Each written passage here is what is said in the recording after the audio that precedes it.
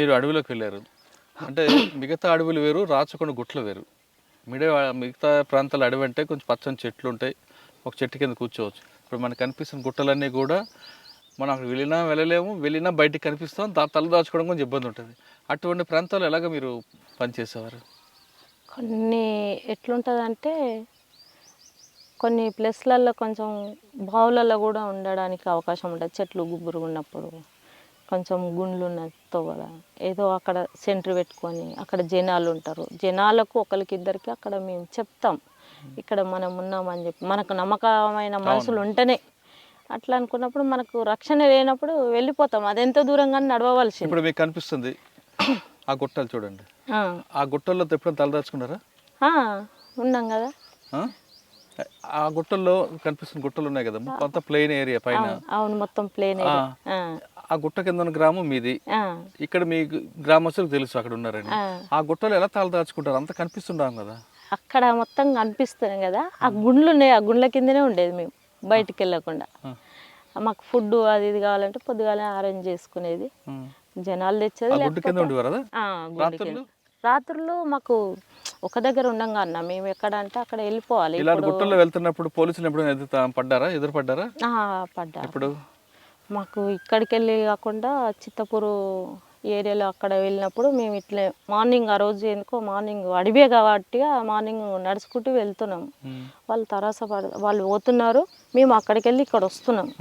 వస్తున్నప్పుడు ఏం చేసినామంటే వాళ్ళు ఉన్నారు, ఒక 50-60 మంది ఉన్నారు, మేము ఒక 15 మంది అట్లున్నాం. 10-15 మందిమే ఉన్నాం. అది అలాంటప్పుడు ఏంటంటే వాళ్ళు మమ్మల్ని చూడలేదు, మేము చూసాం. నేను పైలట్, నా వెనుక ఇంకా వేరే వాళ్ళు ఉన్నారు. అయితే వాళ్ళు వస్తున్నారని చెప్పి మాకు మా కమాండర్కి కాషన్ ఇస్తే, మీరు సైలెంట్గా ఉండండి, ఏమనకండి, ఒకవేళ వాళ్ళు ఫైర్ చేసినప్పుడు మనం ఫైర్ చేద్దామని చెప్పి మా కమాండరు ఆదేశాల మేరకు అక్కడ ఆగిపోయాం. వాళ్ళు వెళ్ళిపోయారు, వాళ్ళ దారి మట్టి వాళ్ళు వెళ్ళిపోయారు. ఎస్ఎల్ఆర్లు భుజాల మీద పెట్టుకున్నారు, వెళ్ళిపోతున్నారు. వాళ్ళు ఒక 50 మంది దాకా ఉన్నారు. వాళ్ళు అంటే వాళ్ళు మేమున్నామని రాలేదు, కుమింగ్ కోసం అని వచ్చారు వాళ్ళు. మీరు ఎప్పుడైనా అటువంటి కూంబింగ్లో తారసపడినప్పుడు ఎక్స్చేంజ్ ఆఫ్ ఫైర్లో తప్పించుకున్నారా? ఎప్పుడు?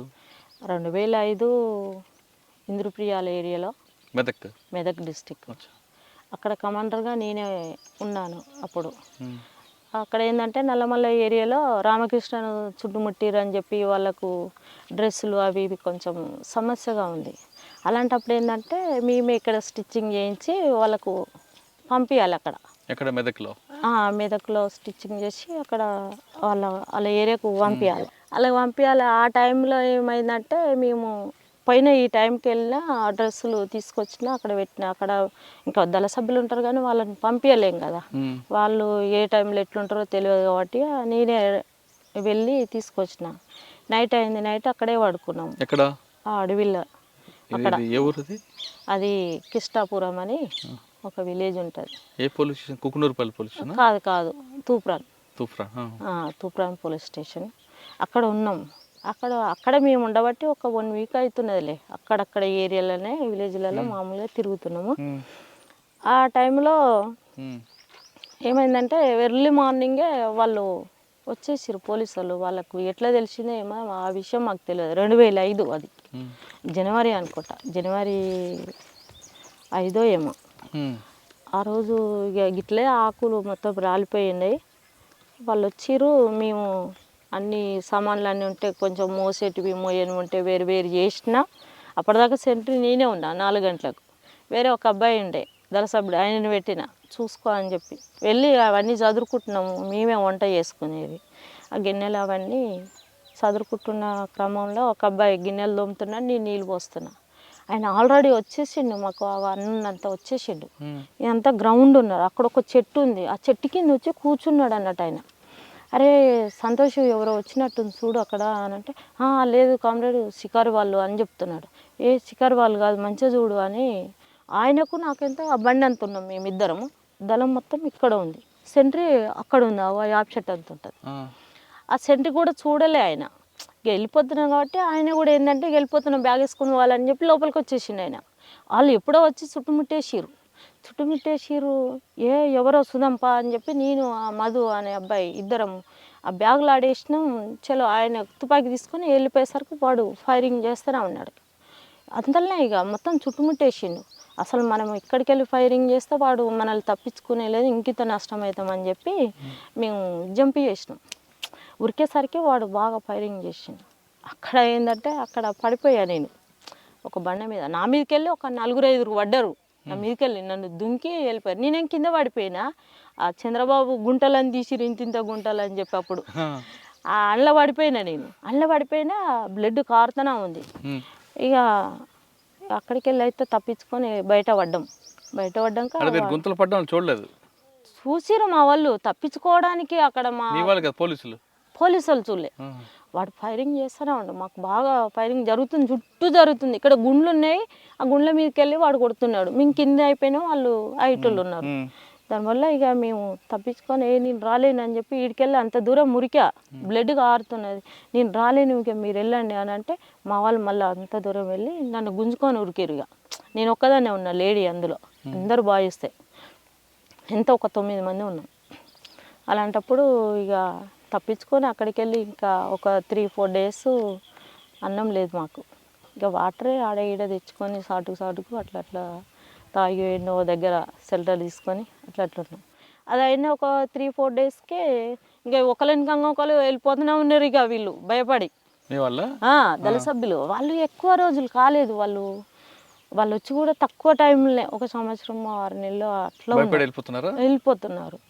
అసలు వీళ్ళు వెళ్ళిపోతున్నారు ఏంది అసలు. ఇక వీళ్ళు వెళ్ళిపోయారంటే మాకున్న షెల్టరు మళ్ళీ వచ్చి పోలీసు వాళ్ళు అది చేస్తారు, ఏంటి పరిస్థితి అని చెప్పి ఇక వాళ్ళు ఉన్నోళ్ళమే ఉన్నా సరే అని ఇక ఇప్పుడు నువ్వు వెళ్ళిపోయినావు అనుకో, మళ్ళీ పోయి పోలీసు వాళ్ళకి చెప్తే మాకు ఇబ్బందే కదా. వీడికెళ్ళి మళ్ళీ ఎక్కడో వెతుక్కోవాలి, నైట్ వెతుక్కోవాలి, మళ్ళీ తీసుకుపోయి అక్కడ ఉండాలి. ఇక ఇలా చాలా ఇబ్బంది ఉండేది. ఇక కాదమ్మా, రాచకొండ నుంచి మెదక్ ఎందుకు వెళ్ళావు? మెదకులో ఇప్పుడు ధర్మన్న అనే కామ్రేడ్ ఇక్కడ చనిపోయాడు, అమరుడు అయ్యిండు. అందులో అక్కడ పోయే వాళ్ళు ఒక 6 మంది చనిపోయారు ఆ ఎన్కౌంటర్లో. అక్కడ మెదక్కి వెళ్ళిపోయేవాళ్ళు. అదే టైంలో తెల్లారైతే వాళ్ళు వెళ్ళిపోవాలి. అదే టైంలో ఎర్లీ మార్నింగ్ ఇక్కడ ఎన్కౌంటర్ జరిగింది. ఆ ప్లేస్లో నన్ను పంపించారు పార్టీ. మీరు ఇంకెవరు? నేనైతే ఒక్కదాన్ని ఇక్కడికి వెళ్ళింది. అప్పుడు తీర్మానం చేసింది ఒక 6 మెంబర్స్ని తీర్మానం. రాచకొండ నుంచి ఎలా వెళ్ళారు అక్కడికి? రాచకొండ నుండి ఇక్కడికి వెళ్ళి నడుచుకుంటూనే వెళ్ళాం. మెదక్ నడుచుకుంటూనే వెళ్ళాం. ఎన్ని రోజులు పట్టింది? పడుతుంది ఒక 8 రోజులు 9 రోజులు అట్లా పడుతుంది. నడుచుకుంటూనే వెళ్ళేది. ఇక నడిచినామంటే ఈ పొద్దున నుండి ఇక సివిల్లో నడిచేది. కొన్నిసార్లు డ్రెస్ మీద తక్కువ పోయేది, కానీ చాలామంది ఉంటే డ్రెస్ మీద వెళ్ళాము. ఒక 2-3 ఉంటే సివిల్లోనే వెళ్ళేది. ఇట్లానే మామూలుగా వెళ్ళిపోయేది, నడుచుకుంటూనే వెళ్ళేది. కొండల నుండి వెళ్ళేది. ఇక మామూలుగా విలేజ్లు ఇట్లా కలిసినప్పుడు ఇట్లా మామూలుగా జనాలతో మాట్లాడుకుంటూ కూడా వెళ్ళేవాళ్ళం. అట్లా మెదక్లో అక్కడ తప్పించుకున్న తర్వాత మళ్ళీ ఎక్కడికి వచ్చారు? అక్కడ తప్పించుకున్న తర్వాతకి మేము ఇంకా వేరే మా కార్యక్రమంలో ఉండే కొన్ని యాక్షన్ ఉండే నర్సాపూర్ ఏరియాలో, అక్కడ యాక్షన్ చేసినాం. గుమ్మడిదల కానీ నర్సాపూర్ దళ అది. అంతకుముందు గుమ్మడిదల ఉండే, మెదక్ నెత్తేక ముందు గుమ్మడిదల అని ఉండే. గుమ్మడిదల ఇక్కడ ఉండే ఇంద్రప్రియాలకు దగ్గరలో ఉండే. అది మేము నర్సాపూర్ ఏరియాలో వేరే దళం ఏర్పాటు చేసినాం 1+2. అప్పుడు ఇక్కడ నల్లమల్లని చుట్టుముడుతురు అనే ఉద్దేశంతో అక్కడ ఒక కార్యక్రమం తీసుకొని మేము ఒక 2-3 ఇన్ఫార్మర్లను వేసేసినాం. అక్కడ వేసేసినాక ఆ తర్వాతకి కొద్ది రోజులకు మా జిల్లా సెక్రటరీ ఉండే వరంగల్ డిస్టిక్.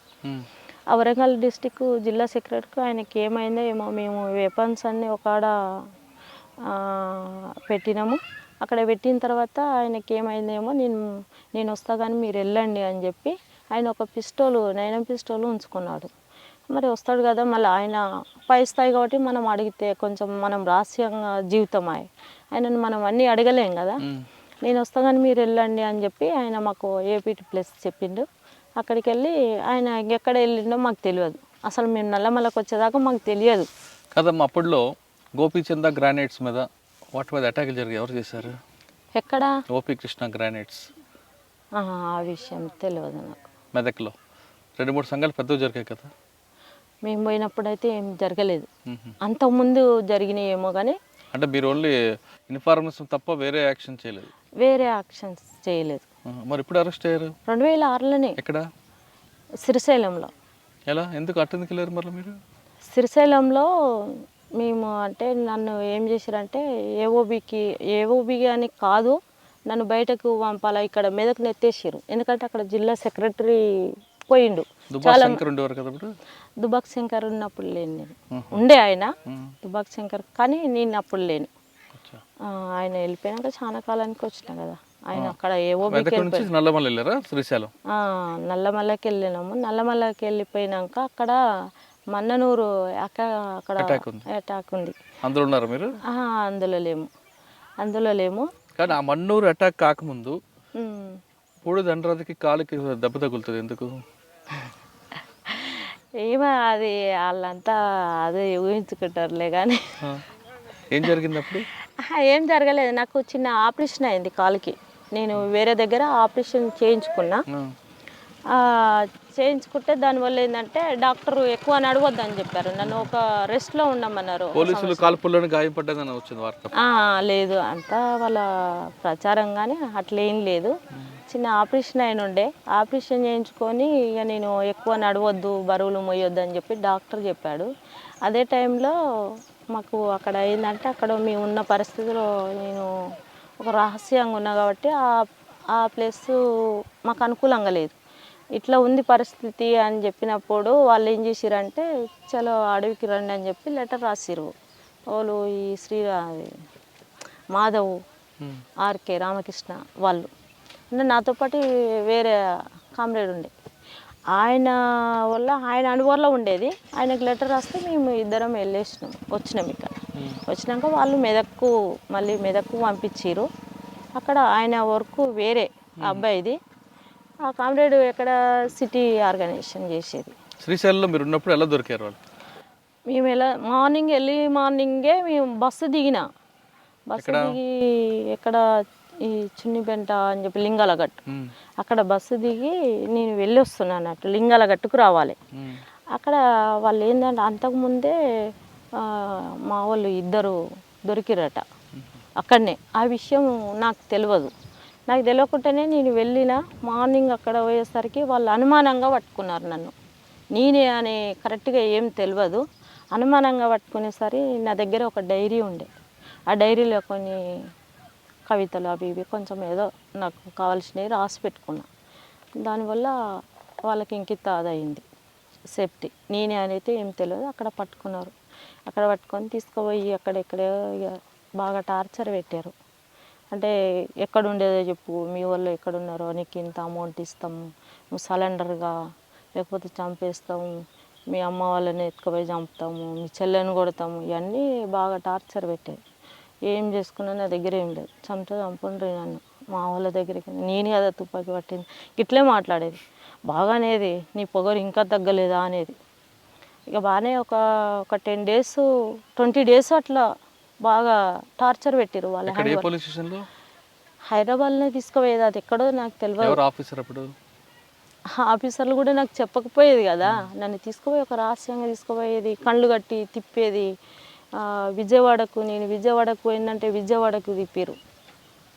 ఇది మొత్తం తిప్పారు. ఒక 20 days తర్వాత తీసుకొచ్చి నంద్యాల పోలీస్ స్టేషన్కు తీసుకొచ్చారు. అక్కడ తీసుకొచ్చి నీకు లాస్ట్ మాట, ఇప్పుడు మెదకొల్లు కూడా వచ్చారు. అప్పుడు మెదకొల్లు వచ్చి డబ్బులు ఇస్తామని చెప్పి డబ్బులు తీసుకొచ్చారు. నాకు డబ్బులు వద్దు, ఏమొద్దు, ఉంటే ఇట్లా ఉంటా, లేకపోతే చనిపోతా, అంతకు మించింది ఏం లేదని చెప్పి మా వాళ్ళని ఒక 2 తీసుకుపోయి చంపేసారు. అంతకుముందే 2 అమ్మాయిలు వచ్చారు. ఈమె చాలా రహస్యంగా ఉంటుంది సార్ అని చెప్తున్నది. ఆమె అంతకుముందు సరెండర్ అయింది. ఆమెను 1-2 సార్లు చూసిన. ఇక దానివల్ల ఇంకింత బాగా అది చేసారు. నన్ను తీసుకుపోయి అరెస్ట్ చేసి జైల్లో వేసారు. అక్కడ శ్రీశైలం జైలు? కర్నూలు జైలు. అక్కడ ఒక 2 months ఉన్నా. అట్లా 2 months ఉన్న తర్వాతకి కడపకు వెళ్ళిపోయినా. మా అమ్మ మా చెల్లి కడప జైలుకి వెళ్ళిపోయినా. అక్కడ వెళ్ళిపోయిన ఒక 6 months అక్కడ ఉన్నా. అక్కడ ఉన్నాక సాగర్ ఉన్నాడు కదా, మా లక్ష్మి, వాళ్ళు కలిసేది అన్నట్టు. ఇక నేను వచ్చిందని చెప్పి ఇక మేము అప్పుడప్పుడు మాట్లాడుకునే వాళ్ళం జైల్లో. సాటర్డే ఉంటుంది అక్కడ మాట్లాడుకో, ఏదో మన రిలేషన్ అని అట్లా మాట్లాడుకునే వాళ్ళం. మాకు అట్లా అవకాశం ఇచ్చేది, లేకపోతే లెటర్లో అట్లా ఉండేది. అక్కడ ఒక 6 months తర్వాతకి మా అమ్మ బెయిల్ తీసుకొని వచ్చింది అన్నట్టు. నేను కర్నూలు ఉన్నప్పుడే మా అమ్మను వాళ్ళు కిస్టే గౌడ ఏమో తోలుకొని వచ్చిరనే విషయము నాకు వార్త తెలిసింది. అమ్మ నువ్వు అట్లయితే వద్దు, ఎన్ని రోజులైనా ఇక్కడే ఉంటా, నువ్వు వాళ్ళని తీసుకొచ్చో వీళ్ళని తీసుకొచ్చో ఏం టెన్షన్ పడవలసిన పని లేదు, ఉంటానులే ఎక్కడ పోను, పార్టీ వస్తుందో లేకపోతే నేనన్నా ఉంటా అని అన్న. మా అమ్మ ఊరుకోకుండా ఏం చేసిందంటే ఇద్దరు ముగ్గురు సిరూటీలో పెట్టి కడపకు బెయిల్ తీసుకొని వచ్చి.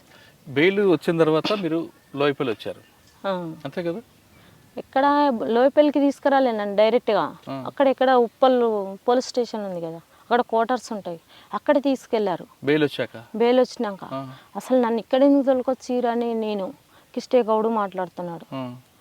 సార్ నన్ను ఇక్కడ ఎందుకు తీసుకొచ్చిరు అసలు అంటే, లేదు బేటా నీతో మాట్లాడాలని క్యాజువల్గా ఇక్కడ రామన్న చూద్దాం ఎట్లున్నావు అని. లేదు సార్ నల్లగా ఉంటాడు ఆయన, నల్లగా ఉంటాడు పొట్టిగా ఉంటాడు, చూద్దామని అంటే జైలు కాడికి వచ్చేది ఉండ్రి, మరి ఇక్కడ తీసుకొచ్చి నన్ను రహస్యంగా ఏదో మళ్ళీ తీసుకొచ్చి ఇక్కడ ఏం చేద్దాం అనుకున్నారు అది అని కొంచెం ర్యాష్గానే మాట్లాడిన తర్వాత టెన్షన్ ఏం పడకు బిడ్డ తోలిస్తుంది ఇప్పుడు అని చెప్పి ఇక ఆయన మాట్లాడిండు. ఇంకోలో డిఎస్పీ వాళ్ళు వీళ్ళు వచ్చారు, చాలాసేపు మాట్లాడారు, నీకు పైసలు ఇస్తాము ల్యాండ్ ఇస్తాము అది ఇది అని అంటే, నాకు ల్యాండ్ ఏమొద్దు మాకు చాలా ఉంది ఏమొద్దు అది ఇది అని చెప్పి వెళ్ళొచ్చినాం. దాని టైంలో ఒక వారం రోజులు ఏమున్నానో లేదో వచ్చి ఇక్కడే మాకు పశువులు ఉండే అప్పుడు బాగా, ఇక్కడే బావి దగ్గర పొద్దున్నే ఎర్లీ మార్నింగ్ వచ్చి ఉన్న పోలీసు వాళ్ళు వచ్చి చుట్టుముట్టేసారు. ఆ గుట్ట కింద ఒక బండ ఉంటుంది అక్కడే కట్టేసేది, వర్షాకాలం అక్కడే మా ఎడ్లను ఇట్లా కట్టేసేది. ఎడ్ల కాడి దగ్గర కానీ పోయినా చూసినా అట్లనే నేను బండ మీద ఇట్లా ఒరిగిన అన్నట్టు వచ్చిరు. ఎప్పుడో చుట్టుముట్టి అనురాధవు నువ్వేనా అన్న. నేను ఎవరు మీరు అన్న. నేను పోలీసు వాళ్ళమ్మా. పోలీసు వాళ్ళు అయితే చెప్పండి ఏం కావాలన్నట్టే. నేను సార్ రామంటున్నామ్మా, ఎస్పీ రామంటున్నాడు అంటే, ఎందుకు నాతో నేను పని, ఇన్ని రోజులు నేను జైల్లో ఉండొచ్చిన, మళ్ళీ నన్ను ఏదో టార్చర్ పెట్టడానికి ఎందుకు వచ్చిరు అది ఇది అనుకుంటా వచ్చినాం. మా ఊరికి కావాలని తీసుకొచ్చారు, ఒక ఆయన ఉంటాడు. ఎవరు ఎస్పీ అప్పుడు? ఎస్పీ రమ్మంటుండ అని చెప్పారు. అక్కడ సుధాకర్ రెడ్డి ఎవరో ఉండే, సుధాకర్ రావో ఏదో ఉండే, నల్గొండ డిస్టిక్. వాళ్ళు రమ్మంటున్నారు అని చెప్పి వచ్చిర్రు వాళ్ళు. అయితే ఇక సరే అని చెప్పి నేను వచ్చిన, మాట్లాడి పంపిస్తారమ్మా ఏం లేదు అని అన్నారు. అంటే సరే అని వచ్చిన, తీసుకుపోయారు నల్గొండ జైలు వేసారు. చౌటుపల్లి పోలీస్ స్టేషన్ తీసుకుపోయి నీ కేసులు ఉన్నాయని చెప్పి అక్కడ జైలు వేసారు. అక్కడ ఉన్నా నేను కొంతకాలం. ఇక తర్వాతకి మళ్ళీ జైలు వేసారు వాళ్ళు నన్ను. జైల్లో ఎలా గడిచింది మన జీవితం? కడప జైల్లో నాకు మంచిగానే ఉండేది, మాకు స్పెషల్గానే ఉండేది అంతలో. అంటే ఒక ప్రజా సేవ చేసిరు కాబట్టి పోలీసులు ఇట్లా మమ్మల్ని ఏమి ఇట్లా ఏమనకపోయేది. చౌటుపల్లి పోలీస్ స్టేషన్ నుండి నల్గొండ జైలుకి తీసుకెళ్ళారు, జైలు వేసిరు. ఇక కేసులు పెట్టిరు అక్కడ కేసులు పెట్టి అందులోనే ఉన్నా నేను ఒక సంవత్సరం దాకా. నల్గొండ జైలుకి వెళ్ళావు. జైల్లో ఉన్నప్పుడు నయం మనుషులు వచ్చాడు. జగన్ అని ఒక అబ్బాయి వచ్చిండు జైలుకి. అంటే మాకు సామాన్ తీసుకొని వచ్చిండు ఆయన. ఆయన ఎవరో నాకు తెలియదు. ఇంకొక అక్క అరుణ్ అక్క అని ఉండే, ఎవరు నల్గొండ జిల్లా సెక్రటరీ రవి అని అమరుడు అయ్యిండు, అలా భార్య ఉండే. ఆమె నేను పోయేసరికి ఆమె ఉన్నది. ఆమె నేనున్నాక ఏం చేసిందంటే ములాఖతు పెట్టిరు మాకు. ములాఖతు పెట్టిన తర్వాత నేను వెళ్ళి మాట్లాడరాపో అని చెప్పి నన్ను పంపించింది ఆమె కూడా. అయితే నువ్వు వెళ్ళవా అంటే, నేను కోర్టుకు పోయే పని ఉంది, నువ్వు వెళ్ళి మాట్లాడరా, మనోళ్ళు అయితేనేమో ఏమైనా తెస్తే తీసుకో లేకపోతే అవసరం లేదని చెప్పి వెళ్ళిపోయింది ఆమె. అయితే నేను వెళ్ళాను. అక్కడ వెళ్ళిన తర్వాత అరుణక్క అంటే మీరేనా అక్క అని అన్నాడు. అవునన్నా మేమే అన్న. సాంబశివుడు పంపించిండు అక్క, ఓ సామాన్ అంతా పంపించిండు, మీకు సామాన్ లేవట కదా అని అన్నాడు. సామాన్ లేవని ఎవరికి చెప్పలేదే మేము అనేమో నేను. లేదక్క సాంబశివుడు జైల్లో ఉన్న సమస్యలు వాళ్ళకి తెలుసు కదా పార్టీ వాళ్ళకు, పంపించిండు అని చెప్పి చాలా మూట ఒక చెద్దర్లా కట్టుకొని వచ్చిండు. కవర్ లేదేం లేదు, ఇంత పెద్ద చెద్దర్లా వరిచి ఆ చెద్దర్లో ఆడ పెట్టిరు అన్నట్టు. అందులో కొబ్బరి నూనె, బట్టలు, చెప్పులు, ఇక మా లేడీస్కి సంబంధించిన బ్రెడ్, బిస్కెట్ ప్యాకెట్స్ ఇవన్నీ ఉన్నాయి అన్నట్టు అందులో. అయితే మేము ఇవన్నీ ఎవరికి రాసియలేదు, మేము తేమని చెప్పలేదు, మా రిలేషన్ వచ్చినా మేము ఎవరికి ఏం చెప్పలేదు, నువ్వు ఎవరో మాకు తెలియదు అన్నా అని నేను అన్నా. లేదక్క పార్టీ పంపించింది, మీకు కావాల్సి ఉంటే ఓ లెటర్ చూడండి అంటున్నాడు. లెటరు చూసినా ఏది చూసినా మాకు వద్దని చెప్పినాం. వద్దని చెప్పి పొద్దునుండి సాయంత్రం దాకా ఉంచినాం ఆయన. అక్కడ సూపరింటెండెంట్ వచ్చింది. సూపరింటెండెంట్ పేరు ఏదో ఉండే. ఆ సూపరింటెండెంట్ వచ్చి ఏందిరా మరి ఏందమ్మా మరి ఇట్లా సంగతి మరి తీసుకుపోతారా మరి ఆయన రిటర్న్ పంపమ్మా అని ఆయన అన్నారు. మాకు తెలియదు సార్ ఆయన ఎవరో మేము తీసుకోము, వాళ్ళు మా మనుషులు అనేది అయితే మాకు నమ్మకం లేదు, మా పార్టీ అయితే రాదు ఇప్పుడున్న పరిస్థితి అని ఆయన చెప్పి రిటర్న్ పంపించాం. తీసుకోలేదు ఇక సామాను. ఆ జగన్ అంటాడు ఎవరో మాకు తెలియదు. కానీ నయీం మనిషి అని ఎలా తెలిసింది మీకు? నవీన్ మనిషి అనేది అంటే మాకు తర్వాతకి తెలిసింది. ఎవరు అంటే పార్టీ తరఫున వేరే మాకు లెటర్స్ రావడం వల్ల మనోళ్ళు ఎవరన్నా వచ్చిరా అని చెప్పి వాళ్ళు లెటర్ రాస్తే గిట్ల సంగతి గిట్ల ఒక ఆయన వచ్చి గిట్ల మాకు సామాన్ తీసుకోమని ఇట్లా అది చేసిండు, ఇట్లా పొద్దుగాల నుండి సాయంత్రం దాకా ఇట్లా వెయిట్ చేయబెట్టినాము, మేము తీసుకోలేదు రిటర్న్ పంపించినాము అని చెప్పినాం. వాళ్ళు మన వాళ్ళు కాదు, నవీన్ గారు పంపించినట్టుంది, మీరు అట్లాంటివి ఏమన్నా వస్తే తీసుకోకండి అని చెప్పి ఇక వాళ్ళు లెటర్ రాశారు సాంబశివుడు ఉన్నప్పుడు. అదన్నట్టు పరిస్థితి. జైల్లో ఎంతకాలం ఉన్నామా? నల్గొండలో 1 సంవత్సరం ఉన్న తర్వాతకి ఇక్కడ వచ్చి చెంచల్గూడలో ఉన్నా, మహిళా జైల్లో. అక్కడ ఉండేది, అక్కడ వాళ్ళు రాజిరెడ్డి భార్య నేను ఇద్దరం ఉండేది. రాజిరెడ్డి భార్య ఇంకొక ఆమె స్నేహ అని ఉండే, ఒక ఆమె. ఆమె స్నేహ అంటే రాజిరెడ్డి కూతురు కదా? ఆ స్నేహ కాదు, అల్వాల్లో ఉండే ఆమె అమర్రాలు అయింది ఇప్పుడు. అమర్రాలు అయింది ఆమె. నేను పోయినాక ఒక 2 నెలలకు ఆమె వెళ్ళిపోయింది. తర్వాతకి నేను ఒకదాన్ని ఉన్న ఒక వారం 10 రోజులు ఉన్న క్రమంలో రాజిరెడ్డి వాళ్ళ వైఫ్ వచ్చింది, సుగుణ అని ఉంది. ఆమె నేను ఉన్నాము ఇక చాలా కాలమే ఉన్నాం, ఒక సంవత్సరం ఉన్నాము చెంచల్గూడ జిల్లా. తర్వాతకి మెల్లమెల్లగా కేసులు కొట్టేసిరు. కొట్టేసినాక నేను ఇంటికి వచ్చినాక బెయిల్ ఏం లేదు, బెయిల్ తీసుకోలేదు. నా కేసులన్నీ కొట్టేసినాకనే బయటకు వచ్చిన. నేను వచ్చినాక ఇంటికి వచ్చినాక ఇక వీళ్ళంతా ఏంటంటే ఇక నా మీద బాగా మళ్ళీ వస్తున్నారు, నక్సలైట్లు వస్తున్నారు, మళ్ళీ కలుస్తున్నారు, మళ్ళీ ఏదో చేస్తున్నారు అని ఇక పోలీసు వాళ్ళు నాకు కాపలు కాయడం, ఇన్ఫార్మర్లు వాళ్ళంతా వాళ్ళకి సమాచారం ఇవ్వడం, ఇక నాకు చాలా ఇబ్బంది అనిపించింది. అట్లా వీళ్ళు ఇంత టార్చర్ పెడుతురని చెప్పి కొన్నాళ్ళు వ్యవసాయం చేసిన నేను. మేమే నాగలు కట్టి నేనే దున్నేది. తర్వాతకి వీళ్ళు అయినా కూడా వాళ్ళు వదులుకోలేదు. తర్వాతకి నేను గునిగల్లో డ్యూటీ చేసేది, ఆడికి కూడా వచ్చిర్రు వాళ్ళు పోలీసు వాళ్ళు. ఆడికి కూడా వస్తే అంత బాగాలేదు అని చెప్పి ఇక నేను వేరే నాకు కాంటాక్ట్ ఉంటే అక్కడ లెటర్ రాస్తే నువ్వు ఊర్లో ఉండకు ఇక వాడంతా ఇక నీ మీద అది పడ్డది, సరే వచ్చాయని చెప్పి ఇక లెటర్ వెళ్ళిపోయాను. ఇక నేను అంటే ఇక వేరే ప్రాంతంలో ఉన్న దళము అని ఏం లేను, వేరే ప్రాంతంలో రహస్యంగానే ఉన్న కొన్నాళ్ళు. తర్వాతకి తిరుమలగిరి వెళ్ళా. తిరుమలగిరి ఇది సూర్యాపేట అక్కడ ఉంటుంది చూడు, అరవపల్లి, అక్కడ ఏరియాలో దళం పెట్టాలని పార్టీ నిర్ణయం. కానీ నాకు పార్టీ నుండి లెటర్స్ వచ్చేది, కానీ మధ్యలో నాకు ఏం చేసిరంటే ఆ పార్టీ ఏం చేసిందంటే ఒక ఆర్ఎంపీ ఇంట్లో ఉంచిరు వాళ్ళు నన్ను. అంటే 1+2గా తిరగాలని చెప్పి లెటర్ వచ్చింది. లెటర్ వచ్చినప్పుడు ఇక పార్టీ చెప్పిన పని నేను అమలు చేయాలి కాబట్టి నేను అక్కడికి వెళ్ళాను. అక్కడికి వెళ్ళాక అక్కడ జరిగిన స్టోరీ ఏంటంటే ఒక 6 months నాకు అక్కడ ఏరియాలో పరిచయాలు కావాలంటే కొంచెం నేను అక్కడ ఉండాలి, అక్కడక్కడ తిరిగేదాన్ని. అక్కడక్కడ జనాలను పరిచయం చేసుకొని అక్కడ ఎవరైతే మనకు అనుకూలమైన వ్యక్తులు ఉన్నారో వాళ్ళని తీసుకుపోయి అక్కడ పరిచయం చేసుకున్న క్రమంలో ఇక వాడు నా లెటర్స్ అన్నీ ఎప్పుడో ఇప్పేది, చదివేది, మళ్ళీ వాడే రాసిచ్చేది. ఎవరు? ఒక ఇన్ఫార్మర్, ఈ ఆర్ఎంపీ డాక్టర్ అంటాడు. నాకేం తెలుస్తలేదు, ఇదంతా ఏదో రాంగ్ ఉన్నదని చెప్పి నేనేం చేసినంటే వాడికి తెలిసే ప్లేసులనే నేను రూమ్ తీసుకొని ఉన్నా సపరేట్గా. పార్టీ నాకు లెటర్ రాసింది, దానివల్లనే నేను రూమ్ తీసుకున్నా. నువ్వు వర్క్ కొన్నాళ్ళు ఇది ఆపి ఇంకా వేరే వర్క్ చేయని చెప్పి నాకు పార్టీ లెటర్ రాసింది. దానివల్ల ఏం చేసిందంటే నేను ఒక హాస్పిటల్లో నర్సు ట్రైనింగ్ చేసిన. అక్కడ మురళీధర్ సార్ అని ఉంటాడు, అక్కడ నేను నర్స్ ట్రైనింగ్ చేసిన. నేను వండుకునేది తినేది ఎర్లీ మార్నింగ్ 7కి అట్లా వెళ్ళిపోయేది, మళ్ళీ నైట్ 7:30కి అట్లా వచ్చేది. అక్కడ వచ్చినప్పుడు ఏం చేసేదంటే నేనున్న ప్లేస్ ఎవరికి తెలియదు ఇంకా.